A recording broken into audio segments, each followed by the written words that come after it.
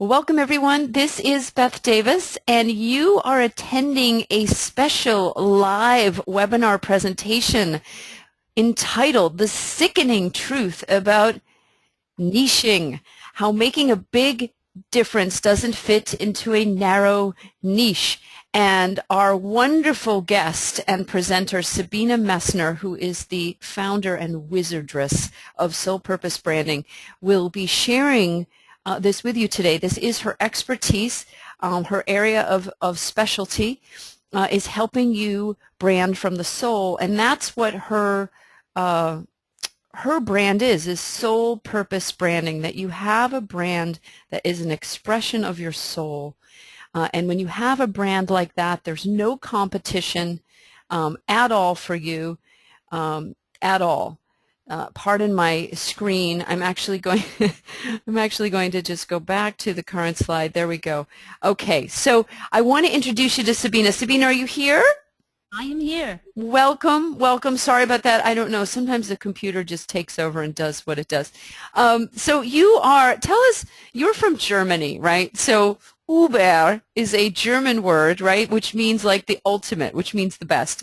So you are an Uber brander, a medicine woman, and the wizard of soul purpose branding. So will you just briefly share with everyone your background in marketing and branding and sales, and how you became the person you are today doing the work that you're doing? Thank you so much. Yes, so Uber Brander, medicine woman, and this magical thing that happens when you put your soul into your brand to get your business on purpose. How that came about was that, well, for one, I grew up in an inventor family. So I grew up around sort of like building things, tinkering around. You know, my father was an inventor, and my grandfather was an inventor. So this whole idea of pulling things out of the ether and making them tangible, and using a lot of precision engineering and, you know, the tinkering and all that is part of my DNA and my native upbringing. And very early on in my life, I had experiences around my father actually really trying to end his life because he couldn't live his purpose. And he tried to have success. I mean, he had success at it, and then he also felt he was failing at it. And that left me with such a big sort of calling to really help myself as well as other people to A, live our purpose, and B, to make sure that we're not dying in the pursuit of living our purpose. And I really think that this is what set me out on this journey, to really be a passionate advocate, to take a stand for everybody who's out there listening to this and who will be listening to this in the future, who has a yearning, who has a calling, who has a genius, and who has to step into it because they have no other choice. And on the journey to bring this genius forth and bring this out into the world, to really have the support to not collapse there, to not feel like a failure, and most importantly, to not have your sacred dreams turn into royal nightmares, which they sometimes do and can. And from this sort of upbringing, both beautiful, magical childhood, fairyland, black forest, father, inventor, genius, and then this like dramatic moment of purpose awakening, I ventured to Berlin, where I studied for 10 years visual communication. And I graduated with a valedictorian master's in visual communication. So that means that, gosh, I mean, I could be a professor, you know, teaching new media and from mass manipulation and mass communication and the light side and the dark side to everything in between, including energetic communication, which is also a mastery that I learned when I immigrated to the United States. I studied with a lot of shamans, and I learned energy medicine. So really what I'm combining in the type of branding that I'm bringing forth in the world is visual communication, soul communication, energetic communication, and really all of that, turning that into an amalgate to let people live and express their purpose and succeed with it. And beautifully and wildly. I hope that sums me up in a nutshell. I think you expressed it really, really well. Really Well, well. I'm in it with both feet. This is not something that, I just kind of like do because I'm good at it, or it's my it's truly something that I live for, and I die for it too, and that's why I'm also attracting people for whom it is that same sort of do or die situation. We'll talk about that in just a moment, because that happens to be also something that is now happening on the collective level. Yes. We are here, and you're listening to this webinar because you too have been summoned. You have been summoned to be here because you, at some point on a soul level, have been reminded that you're really here alive in this body in this beautiful time on this beautiful planet, because you're here to make a big difference in the world, right?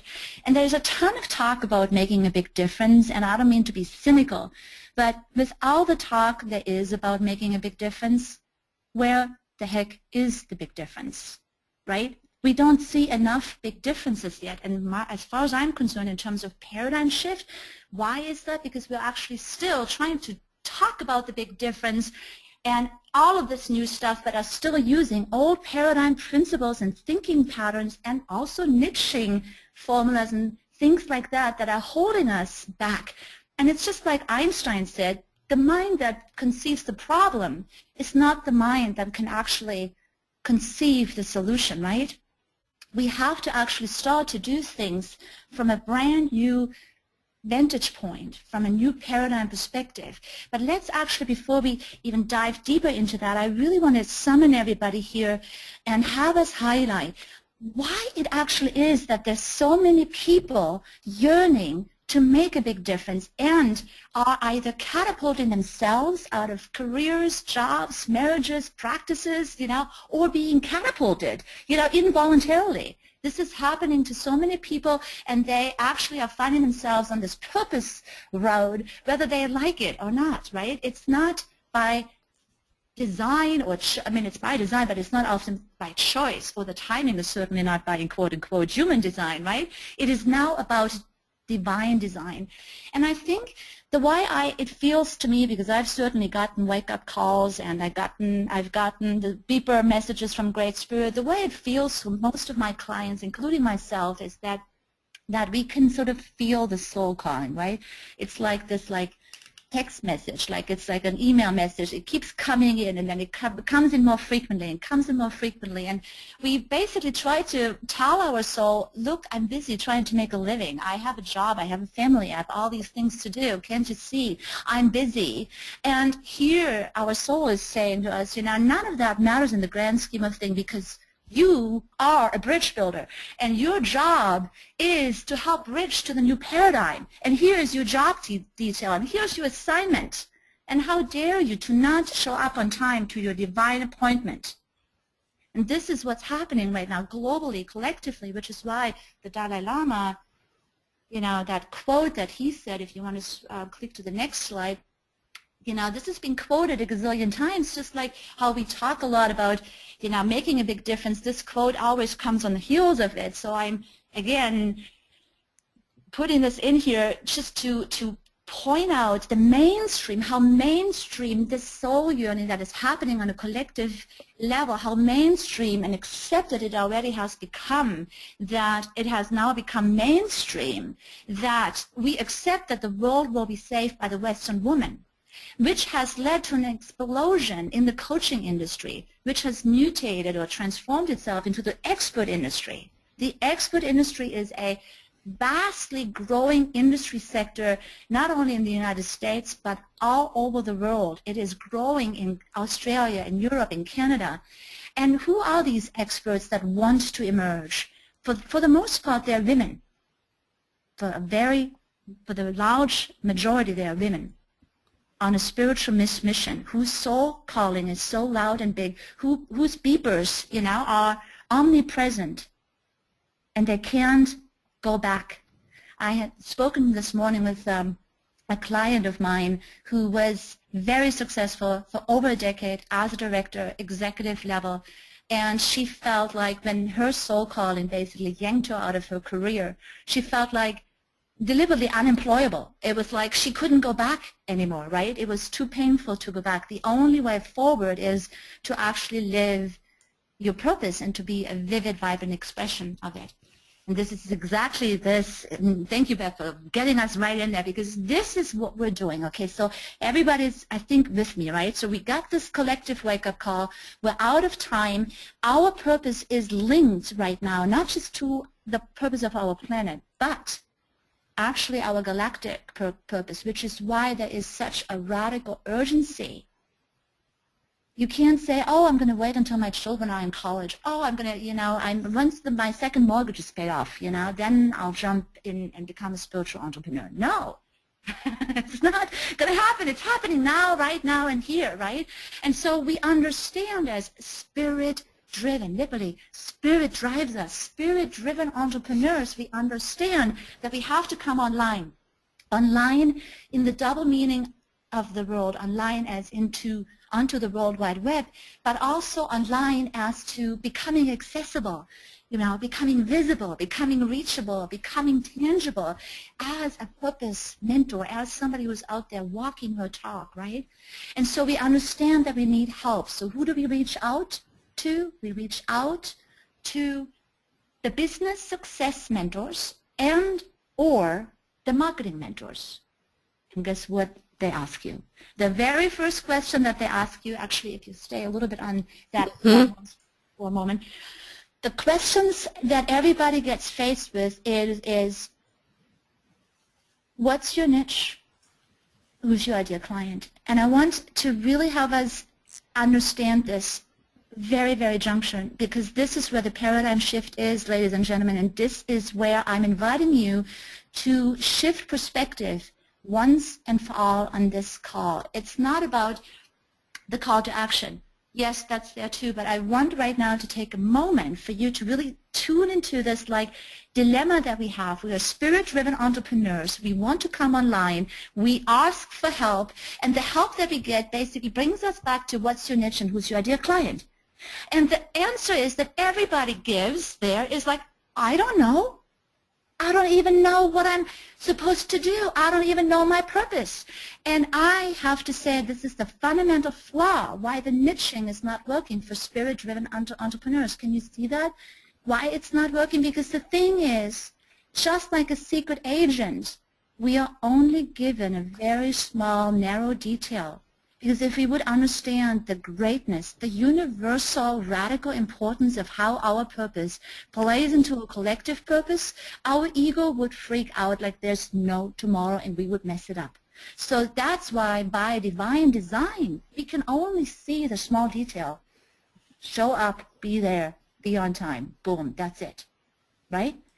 And so how are we supposed to answer this, what's your niche and who's your ideal client? Because like I said, most of the people that I work with have to actually experience themselves bringing their essence and their purpose forth in the world, and through that experience is what illuminates the path. So it's actually a whole different approach, besides the fact that those two questions are completely old paradigm thinking. They're fear-based, because we're looking for what? We're looking how to monetize pain, because that's what it all boils down to. We're looking for pseudo-lucrative niches, the pseudo-phantom six-figure, stressed-out female business entrepreneur is the preferred, go-to ideal client these days. Everybody seems to niche to her, and she does not exist. And if she exists, the truth is you don't want to work with her because she's not that nice. But the good news is she doesn't even exist.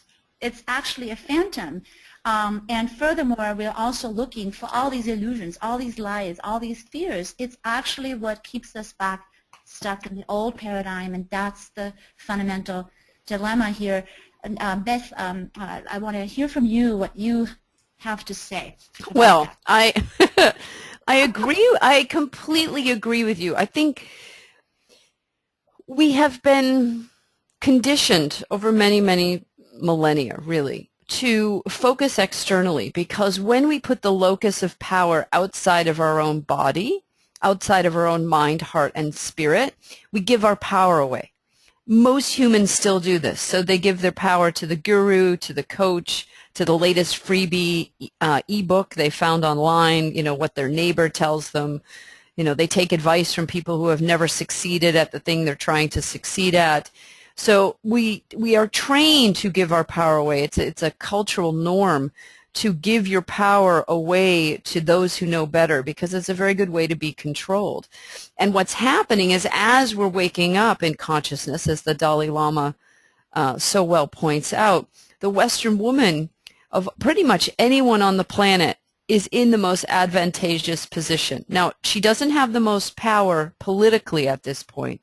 However, the Western woman has most of the power creatively, because there's such a shift in consciousness for women who have some amount of privilege worldwide, who have access to clean water and food and internet.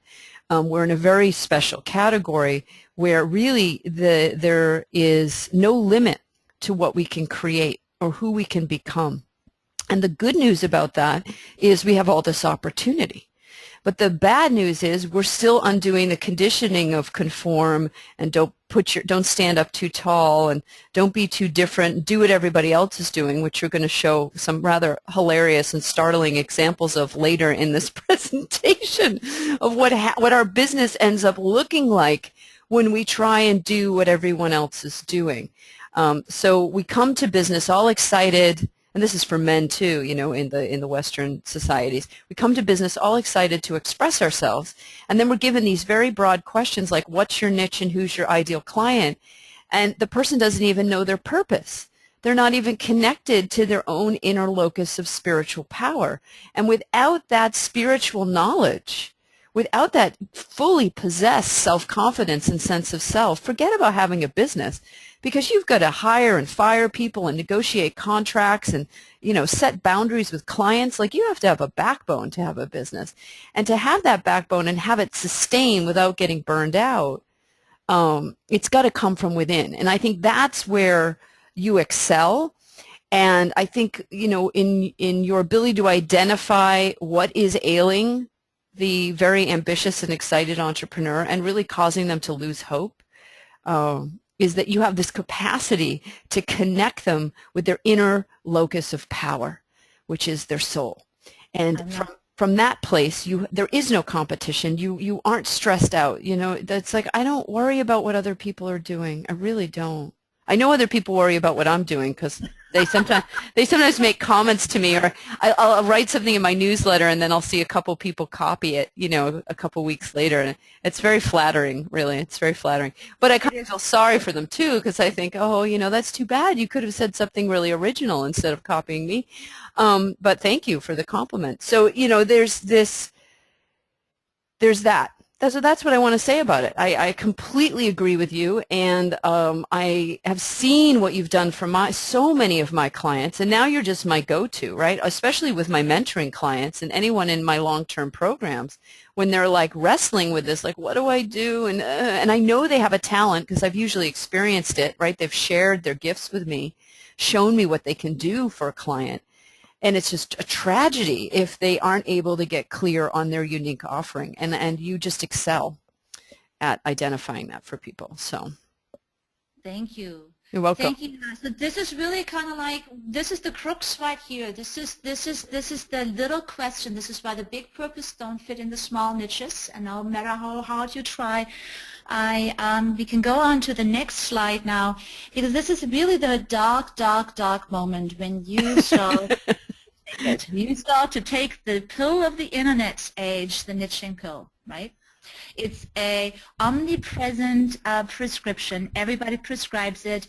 It doesn't matter who you speak to, they all prescribe it. And from a creative, visionary perspective, it's actually their lack of imagination, and it's also their lack of trust into guidance and what guidance can do, and the power that comes from that, knowing your truth and standing unapologetically in it.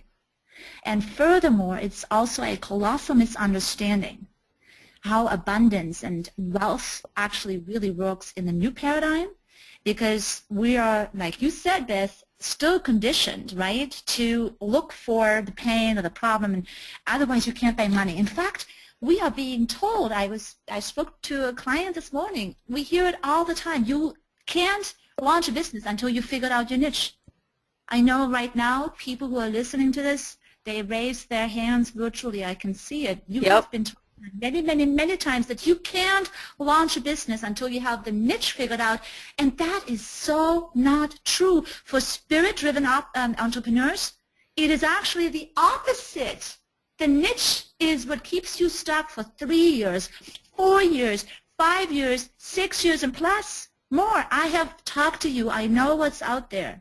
I know what's out there, going around in circles and circles. You barely make enough money so that you can spend more, you can pay the next business and marketing mentor, because hopefully this time the freaking niche thing will come clear to you, right? Right, so that's right. how much money you make to sort of like go back in circles.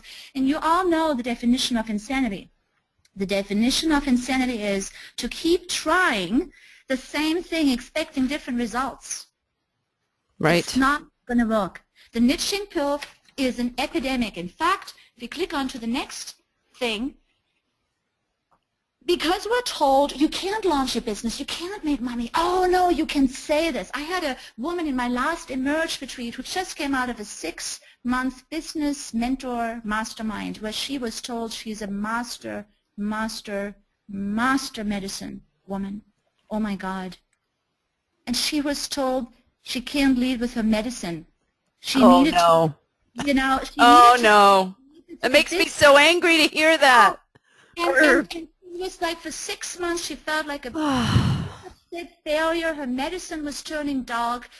She made no money. She sat there sad, feeling defeated, like, why is it not working for me? Why is it working for everybody else? Because, no, you can't leave with that. That's too woo-woo. And I said to her, oh, my God, you're going to be in the back seat. You put that medicine in front and center in your business vision. It's going to do everything for you. Right. You're going to enjoy the ride.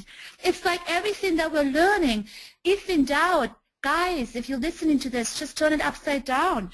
And it will work. It will work better than this niching thing will work for you if you are a spirit-driven entrepreneur. If you do want to help people, women between 30 and 40 with migraines or postmortem depression or something like that that is very, very specific, if that's what you want to do, then absolutely go ahead and niche. But if you are a spirit-driven entrepreneur who's ready to really build the bridge to the new paradigm, then stop niching around, because here's what's happened. It's so omnipresent. It has brainwashed everybody. It hoses your visionary potential, and it has actually delayed, and this is the real tragedy, the collective shift, because the women have spent their money and they have bankrupted, many of them bankrupted or nearly bankrupted themselves, if not financially, then emotionally, because they feel like so defeated. Could I comment here, Sabina, just for a second? Yes. Because I'm so fired up by what you're saying, and it's why we're collaborating today.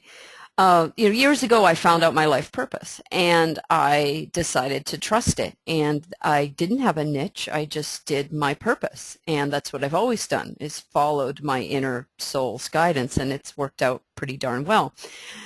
Yes, I learned business techniques and strategies, but they always came after me knowing what my soul's design was asking for. And I couldn't agree with you more. I have so many coaching clients that come to me, who I then send to you for the branding, who have had coaches, and this just makes me want to pull my hair out. Coaches tell them, oh, you can't do that. Now, I just want to state for the record, and I know you're in total agreement with this, I want to state this. We have such a huge turnout today on this call. I'm just kind of blown away.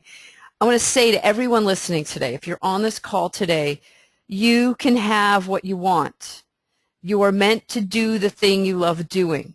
Lead with the thing that makes you weird and freaky and unique, because what everyone craves is authenticity and uniqueness. If you look at any celebrity that you really admire who isn't just some manufactured pop star, we'll set them aside for a minute, but anyone who's come by their art or their talent or their sport authentically, right? They are rewarded for being unique. And so I just want to ditto, ditto, ditto what you are saying, and it's actually should be criminal. These coaches telling people don't lead with the thing that you are, it's absurd. But what they've learned is paste on the external system, right? The locus of power is outside of you. You're going to learn these 7-step business system and you too will be successful. Well, no. You've got to do this part first. This is what I'm here on the planet for, right? Is I help you find your purpose, and then I send them to you to figure out how to brand the purpose, right? Soul So purpose branding, right? So that, that's the that's path. You've got to find the purpose first, and then brand the purpose, and then you can use a business model. But learning the business model first, and then disowning who you are is just stupid. So anyway, I get as fired up about it as you do. It just pisses me off. So anyways, onward. Go ahead. oh, yeah, it's really true. I mean, and look at what happens when you branding your purpose, finding your purpose, and then branding your purpose is just another way of saying living your purpose. Right. The brand is only a vehicle to express it out into the world. It really is actually an embodiment of the purpose, which is why this is so in alignment. And furthermore, everybody who is in their own purpose is in their power.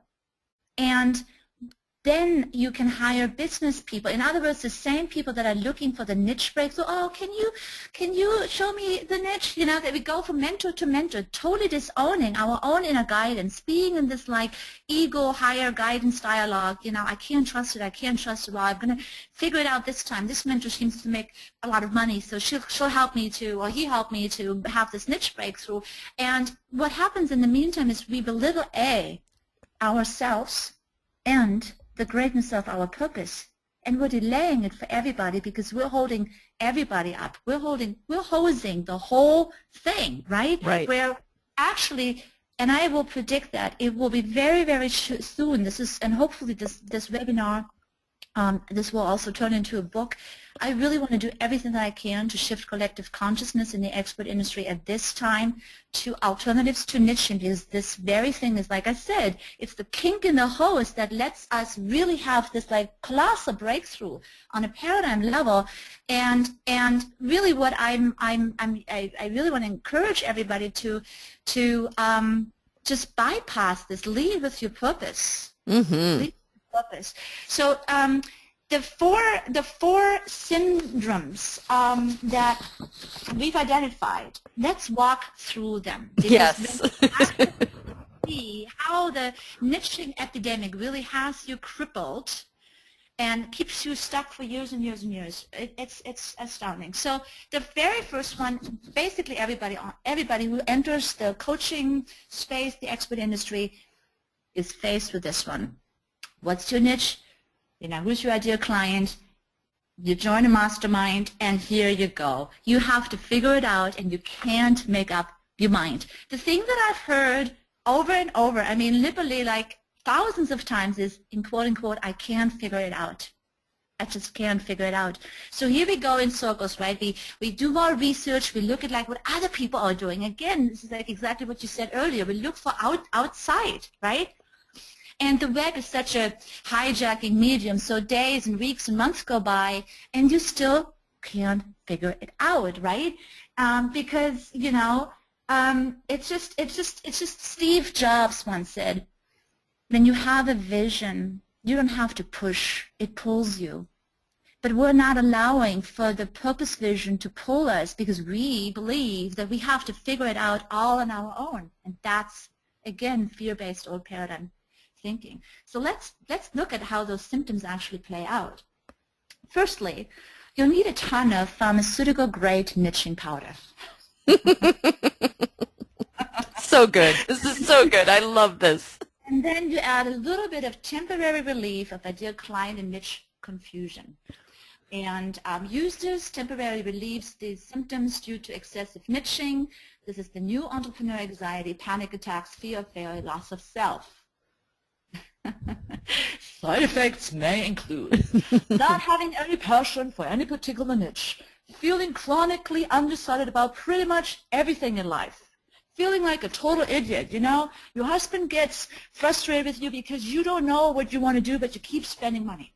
inability to order from complex dinner menus because your lack of confidence has gone out the window, right? Chronic credit card debt, feeling like an idiot because you can't explain what you're doing even after years, feeling loss of confidence, inability to organize your office, feeling confused, lost, disoriented, obsessive, compulsive, sticky notes all over the house. Cold sweat when faced with more than 3 options, feeling frustrated, feeling unused, unworthy, and doubtful, moving back in with your mom and dad, out of control inner critic attacks, uncontrollable urge to drink and chain smoke, yes, that can sometimes happen, compulsively copying your best friend's hairstyle, self-defeating identity crises, even when you're on the yoga mat. I'm sure people can relate out there, right? Priceless. So true. When I first looked at this, obviously I got a chance to look at the content presentation before our meeting today, and I was reading these and I was laughing out loud. There's also part of me that felt so sad for people going through this and so relieved because I identified with all of these syndromes. So, yeah, yes. and it helps, to have a little humor, to not take ourselves too seriously because it is kind of comical from a higher perspective, right? So here we have the undecided niche syndrome. Well, there's only so long that you can stay undecided, right? Sooner or later, just to make your mom happy, so that your children don't think that you're totally lost your mind, right? Or your mentor, right? You pick a horse and ride it. That's where we get to the switching niche syndrome. The switching niche syndrome is pretty much what once you've made it past this undecided thing, I can't figure it out, so now you're going to just kind of like take an educated guess. You look at what you think is the most lucrative skill, the most lucrative niche, you look at your skill sets, and you somehow create this intellectual, analytical sort of equation, right? There's a need, I'm going to do this, and this is going to work because it looks like it should. But then it kind of like doesn't, because either you can't stick to just one niche, so you keep switching, or something is not working, you don't have any sales, or it turns out there isn't any need or no pain, or and many times, hey, here's a newsflash, your soul is sabotaging that because they go like, what? Are you crazy? This is way too small. You have a much bigger purpose. I'm not going to let you get away with being a migraine specialist if you have to actually show people how to heal themselves, right? What's more valuable to the planet?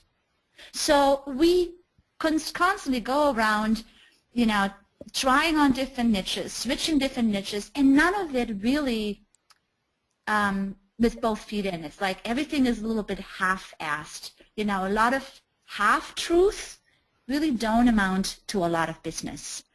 And the symptoms that people who suffer from the switching niche syndromes experience are, side effects may include obsessive compulsive domain name purchasing, perpetual marketing copy rewrites, ordering everything on the menu, fear of being labeled, claustrophobia, compulsive lack of commitment, constantly changing your mind on everything, wishful thinking that this week's mastermind hot seat will reveal the perfect niche to you, piling up more books on the night table than there's room for them, forgetfulness, scatterbrain, identity crisis, never good enough, obsessive consumer purchasing returns, prone to shiny object syndrome, heartburn and bulging because of anxiety, feeling boxed in, paranoia that you're missing out of if you're not at every networking event. Any comments, Beth? Well, you know what? As you read through these, I think of all my clients, right? Like each one, I'm like, oh, I know what they're suffering from.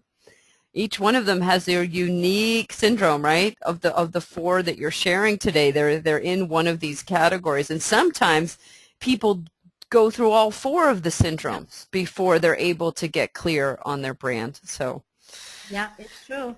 Yeah, it's true. So then you have, obviously, let's say you have some switching niches that are working. We can go to the next one.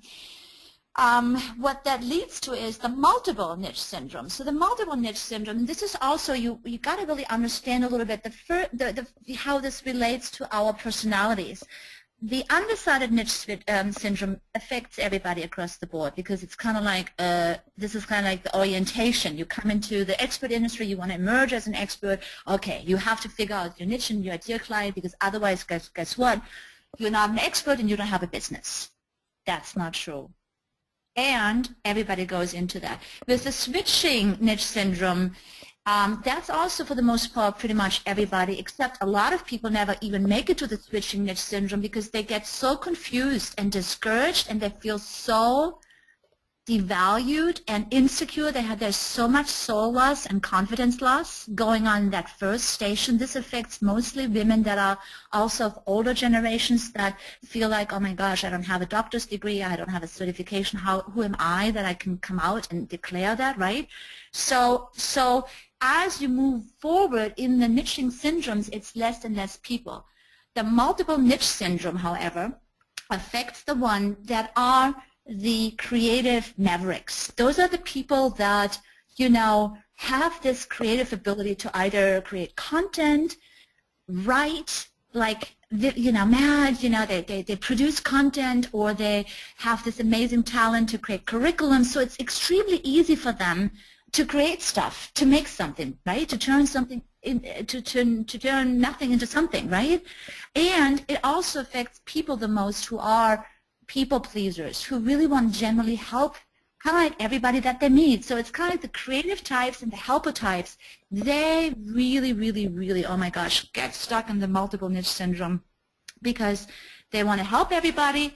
They can create all these things, and they get going, and they get going and going and going, and before you know it, they have created 3 separate businesses, including separate lists, different business cards that they all try to keep running on top of the family, and managing your husband's business on top of it. You know those people, right? They are highly creative, multifaceted, multi-talented, beautiful healer who really, truly, truly care, and are literally, I said that earlier, they are stressing themselves out so much because they try to keep it all going, and they also have bought into this niching smallness thinking that tells them you can't have it all. These things have to be separate. Like, you can't help one person write a book and launch something, right? That has to be 2 separate niches. Who says though? It makes no sense. Why not bring it all together? But they can see how they can bring it together because they have not been felt or have received permission to actually bring it together. So let's take a look at the side effects of this one. Multiple business, cell phone numbers, and 1-800 numbers. Feeling I'm laughing because this is mine. This is where I look at this slide now regularly. I'm like, this is so where I don't want to return to. But carry on. Read the side effects.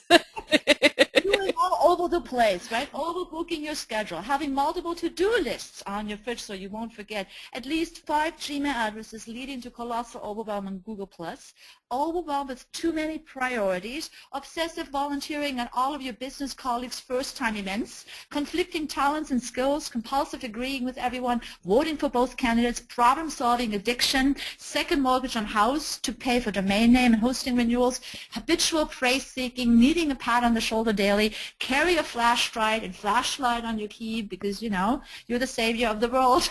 And you're also the winner of the 60-piece one-man band competition. I was reading, as you read this, I'm like, yep. Mm-hmm. Yep. Oh, and it's so exhausting, right? It's so exhausting. I can say it's interesting you're using the medical analogy for this presentation because, I had a cancerous tumor taken out of my body not too long ago. And when people don't actually ask me, people don't usually ask me like, well, how come you think you got the tumor? Like, that would be a good question to ask. Like, what do you think happened? Because I do think we bring things upon ourselves, like not consciously, like, oh, gee, I want to have cancer. It isn't that kind of law of attraction, but our body starts to rebel from the stress. And all the doctors I went to said this is primarily from stress. And there were genetic and various hormonal, like there were some reasons biologically I won't get into now. But bottom line, all the doctors said to me, Beth, you need to slow down. You need to simplify your life. You need to just focus on way less things. Like everyone will be okay without you. Like you have to come first. You've got to be the priority. And if you don't, we're concerned for you. If you do make yourself the priority, you'll be fine. But you've got to stop the madness. So I can say to people, if you don't want to get sick physically, it really means looking at your business, if we're using this example of business, which we are today, and going, does this feel good? And if it doesn't feel good, it's probably not good. Like that's how you know. If it feels stressy and pressured and urgent and yucky, it's not where you're supposed to be. Because I took that medical advice to heart from all those doctors that basically said, just chill out, relax. Your life depends on you being mellow. And even my friends say to me now, like, you're the most relaxed person I know, and you used to be the most anxious, the most ambitious, the most high-strung. Yeah, I got a lot done. I had a lot of niches, and I made a lot of money, and it almost killed me. So I'm so glad you're mentioning this, because the consequences actually to our well-being, if we're not aligned with our soul, are actually quite awful. And I think that gets downplayed too. I know people listening to this call, some of you are suffering, right? I know you're suffering financially, emotionally, physically. But your suffering is from the lack of alignment with what really feels good. And the mind says, well, I can't take that time to, sit with, Sabina for a couple of days and do what I need to do. Oh, I couldn't take the time out just to go exercise every day. But the fact is, I've now flipped it around, and I know you do this too, Sabina, because I know the way in which you live is very respectful to you. It's just not worth it. So I just wanted to highlight, because I wanted to be vulnerable here, because this is the slide that speaks to me, and it almost cost me my life, and it's not worth it.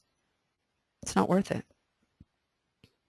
I have tears running down my cheeks because I couldn't thank you enough for saying that.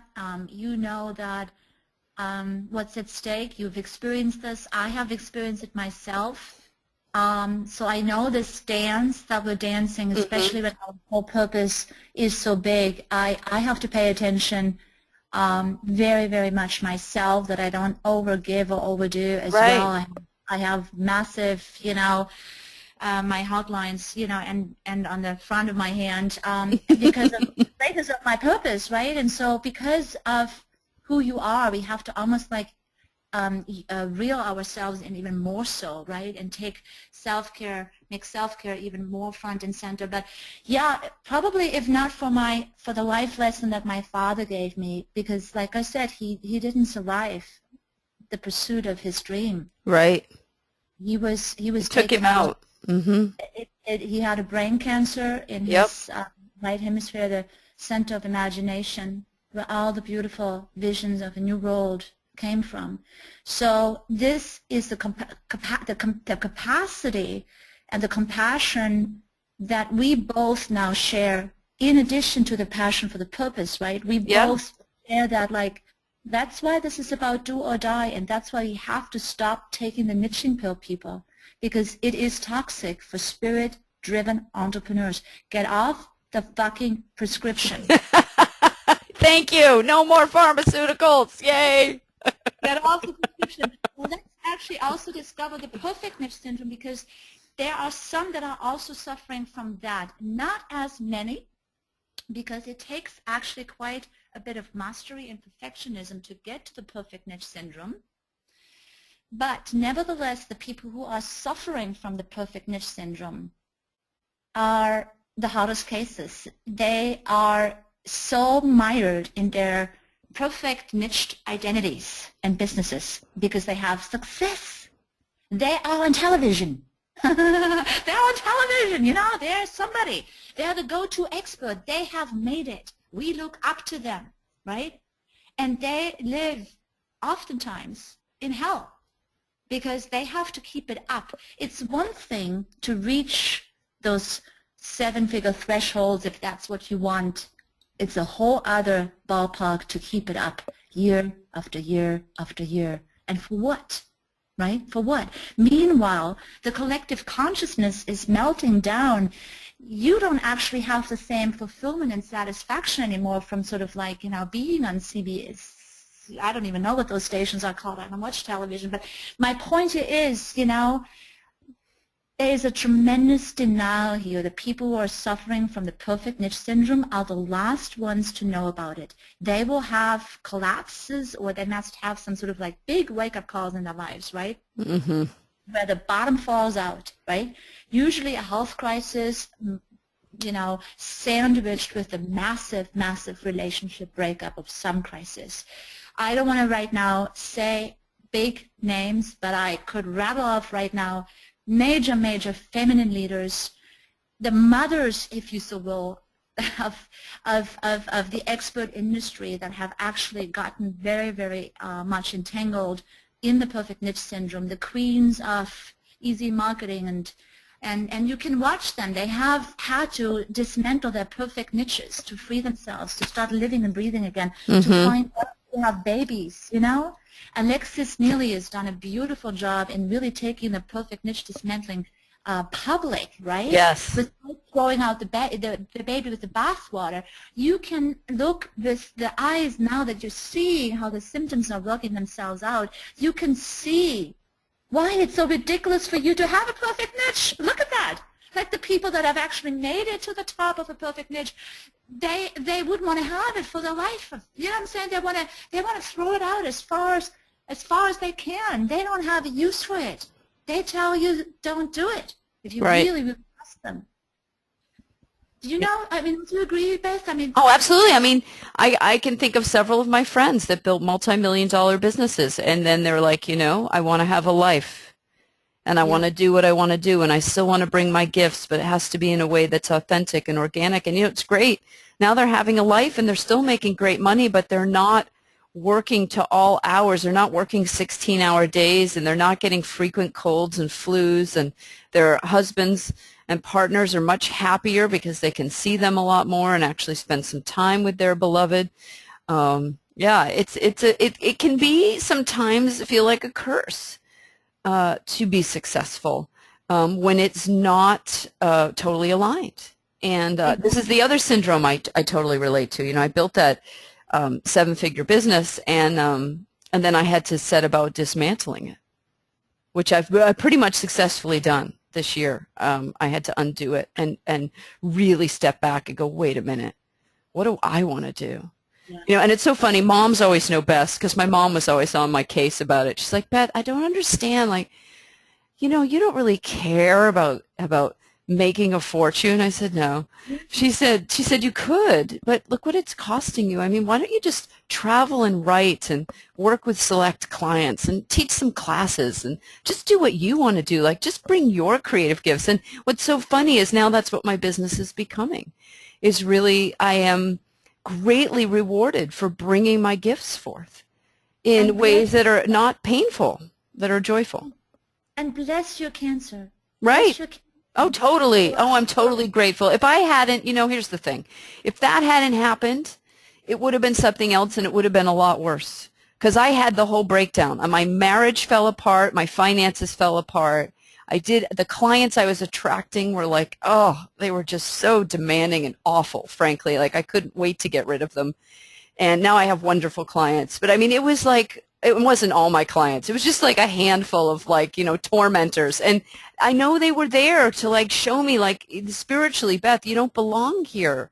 This isn't you. Stop trying to be something you're not. But I didn't know any better. Like everyone else, I was following the formula and I was getting results. And it can sometimes be a surprise to see. For me, I'm pretty good at getting what I want, and I'm pretty good at achieving goals. Not everyone has the willpower that I have. But the downside of that is I was becoming successful at something that wasn't aligned. And that's really confusing, right? Because the money's coming in and people are telling you, wow, you're doing such a great job. Well, if that's true, why do I feel so anxious? Why do I feel so sad? What's wrong with me? It must be me. There's something really wrong with me. In all of those niching syndromes, and I'm sure you can see this now if you're following along, the underlying feeling is like, there's something wrong with me. Yeah, there's something What am I wrong. doing wrong that it's not working? It's working Yeah. for everybody else. It's not working for me. That's the wrongness, the feeling of falseness. But what it really is, it's our soul busting the illusion, because this attempt is the illusion, right? Mm-hmm. And there's two strands to the perfect niching syndrome, because it's very important what you just said. I really want to highlight this. You dismantled, first you worked your tushkas off, right? Yes. To build a seven-figure business, which is an extraordinary achievement. I mean, enormous, right? Mm-hmm. Yeah, I mean, that's And how much I grossed. One year I grossed 1.2 million, and I think my profit margin was 26%. That is very oh, impressive. Very impressive. Yeah. wow, that Yep. is amazing, right? Yep. It's amazing. And now you're uncreating it. Yeah. Creation and uncreation are both equally sacred and equally important. We are not being taught that, but uncreation is just, and lately actually, probably even more important than creation. If you can do something to activate your soul purpose, then uncreate.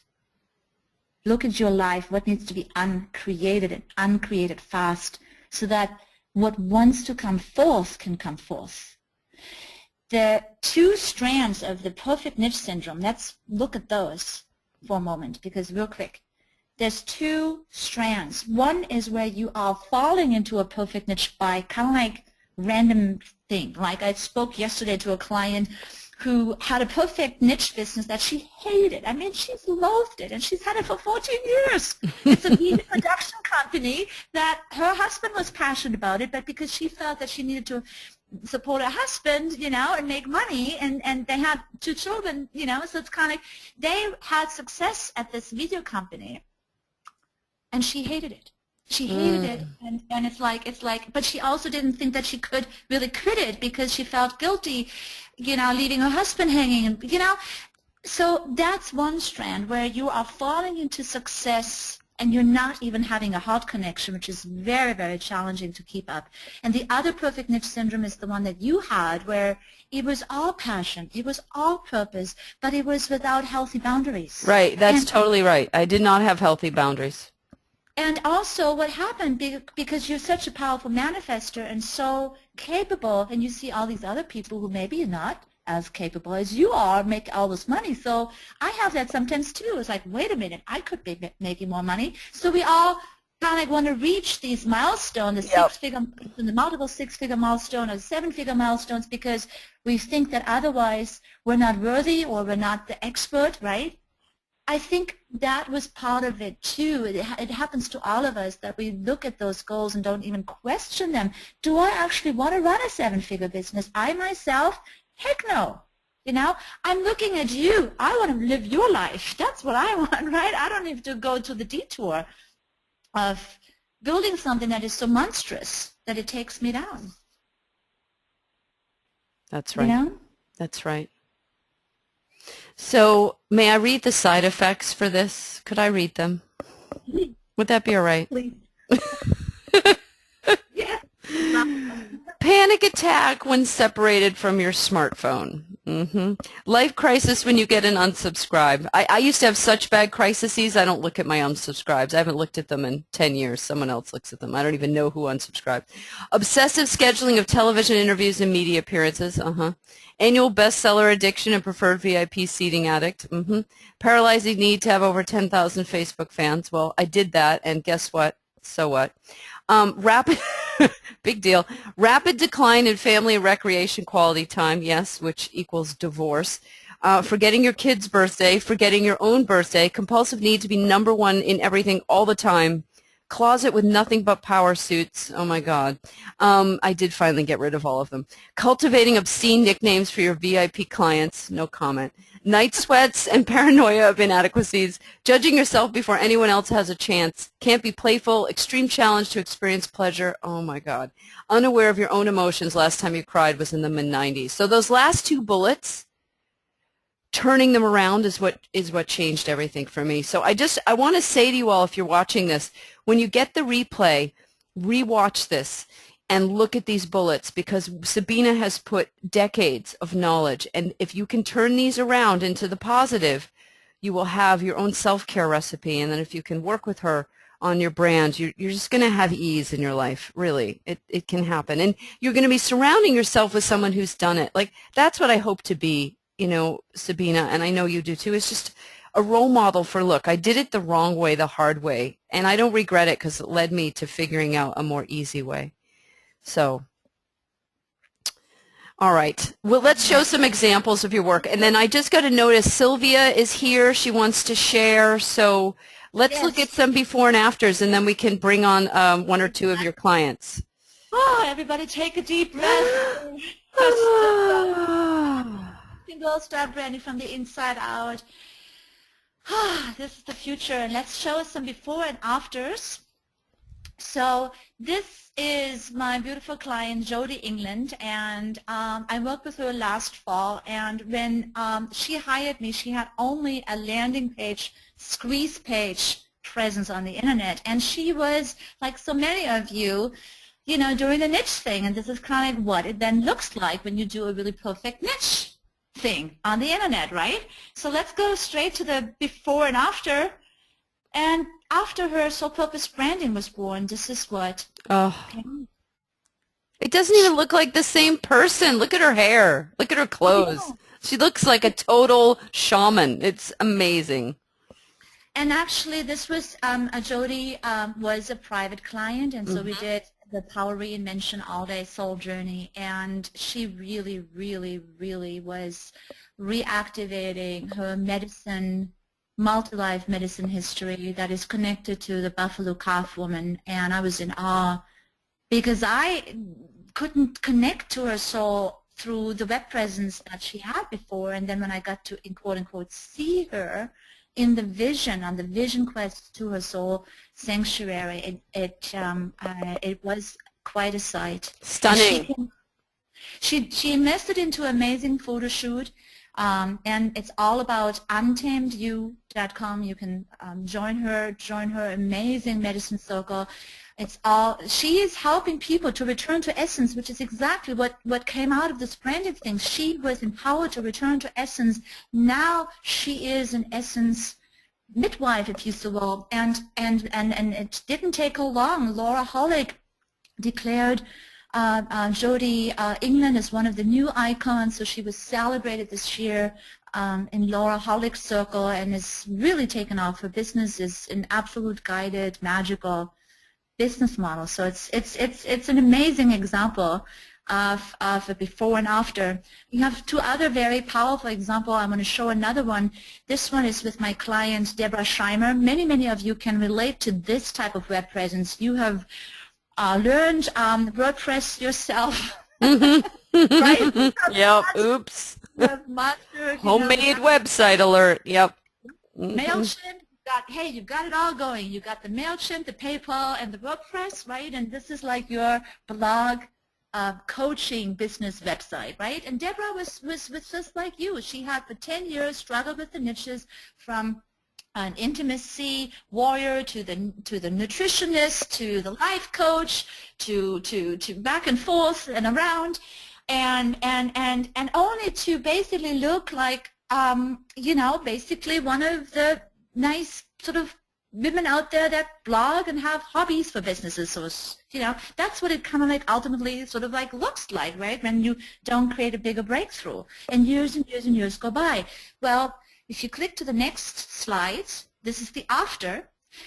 She is still in the online launching process. Sometimes it takes a couple months to get a website going, and I want everybody to be really realistic. That can be a process. Nevertheless, she has rolled out with Desire on Fire, everything you dream of and more. She's gotten all of her gifts together, right? She has signed on new VIP clients. She is in business with Desire on Fire. And whether her website is launching, whenever it's launching, she's on the go, right? She has found her essence, and it's working for her. Let's look at another before and after. This is Oh my. That is really bad. And I know Maribel. I'm sorry, Maribel, but I'm so glad that you met Sabina, because this is awful. have like so many heads. I So look at good. this website and I actually feel dizzy and nauseous. Like I physically feel dizzy and nauseous. Like I don't even know where to direct my eyes. It's like, Yeah. whoa, yeah. She couldn't wait to take it down herself. I was lucky that I still could take a screenshot. But many of you can relate to this because the misunderstanding that Maribel had bought into, that so many of you are buying into as well, is that you have to have a company brand. The Creative Solutions Consulting, you are the success coaching consulting company or what have you, no, you're not. I mean, really, as a spirit-driven entrepreneurs, don't put the company up front. It's not going to work for you. It's just not going to work. Lead with your purpose, lead with your essence. And so this is the after. And here I actually can share some amazing numbers. So I branded Maribel Jimenez as your dream launch. Let's make it happen, right? And she became the dream launch mentor. And you all know, of course, Jeff Walker and the product launch formula. It was time that the launching industry got a feminine launch mentor, right? And Maribel is your dream launch mentor, and she's working closely with Lisa Sasevich. She's a mentor in Lisa Sasevich Circle. She works with like high-end clients. She has $50,000 clients, private clients, and more. And the week after she got the Dream Launch brand, she had her first $100,000 week. Oh. Boom. Just like that. So it doesn't have to be immediately the website, or the business card even. It's like the alignment of you coming through with your brand message is what makes it all possible. Yeah, this is beautiful. And I love the colors and the flowing kind of flowery curtain in the background. And it's so wonderful, and her power comes through, and her history and her wisdom comes through in this. I mean, it's really quite striking. It's so straightforward, too. It's so easy to take in what's happening here. Yeah. Good Yeah. work. And you know what I love? I just want to flash back. So if we just look at these real quickly, like, okay, before, like, she looks like petrified, and she straightened her hair. And, and then we go to, boom. Someone had commented earlier, like, oh, she's not smiling. I love that she's not smiling. You know why? Because the fact she's not smiling, she's saying to me, listen, if you want to screw around, do not come work with me. If you are ready to go deep and go fast, no BS, come on board. But if you're going to whine and piss and moan, just go far, far away. So she scares off the people who need someone to smile at them. So good for her. Good for her. This is just homemade. What were you going to say? Go ahead. Yeah, and it's good for a business too, It's Well, I get it. Yeah, I get it. I'm drawn to her. I'm like, oh, this is someone who's a peer. This is someone I can relate to. It's not even recognizable that this is the same person. But this is the real soul we're looking at. This is someone I want to get to know. Right? This is someone I respect from a picture. I respect this person. Yes. Right? Because it takes guts to do this. It takes guts to step out this vulnerable and powerful and not need to please anybody. She's not trying to please anybody. That's why I love it. She's like, I'm not trying to please you. I'm not trying to get you to like me. I'm wondering, are you ready to unleash who you are? And this is serious business. I love it. Aho. Right, aho, totally. And then we have, this, like, do, homemade website. And then we have, this, see, totally different energy, right? Bubbly, free, passionate, creative. Like, I get a total sense of this woman now. How, like, she's celebrated her 50th birthday. You would never think that, right? No, total vixen. Love it.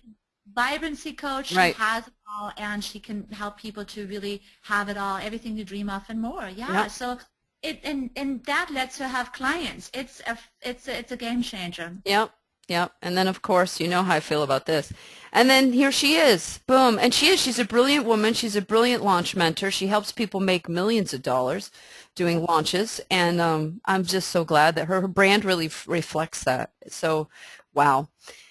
Amazing. So what would you like to do now? Do you want to, I think because of where we are at time, we should just maybe touch on this and share with people the opportunity to work with you, and then maybe wrap up today, and we'll hear from some people who have worked with you. How about that? That sounds good. So What I'm proposing is basically that you emerge with us. The alternative to the niching pill is sole purpose branding. So if you can go to the next one, we'll just go straight to the emerge slide. So here's the deal. I have